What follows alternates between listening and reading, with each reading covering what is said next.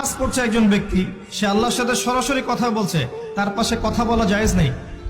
এমনকি নামাজরত ব্যক্তির পাশে কোরআন তেলাওয়াত করাও জায়েজ নেই। আমি কথা কি বুঝতে পারছেন? একজন ব্যক্তি নামাজে দাঁড়িয়েছে, আল্লাহর সাথে কথা বলছে, পাশে আপনি কোরআন তেলাওয়াত করতে পারবেন না জোরে জোরে। মনে মনে করতে হবে, করতে চাইলে মনে মনে করতে হবে।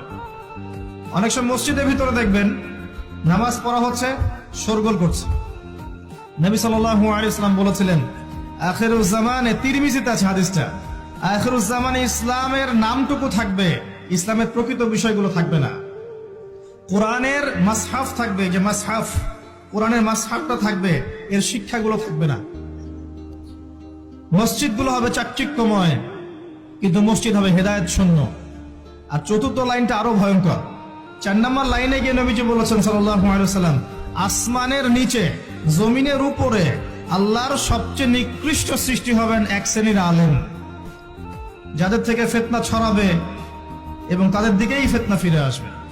তিরমিজির মধ্যে হাদিসটা আছে, যে কোনো আলেমকে জিজ্ঞাসা করেন এটা কোন শ্রেণীর আলেম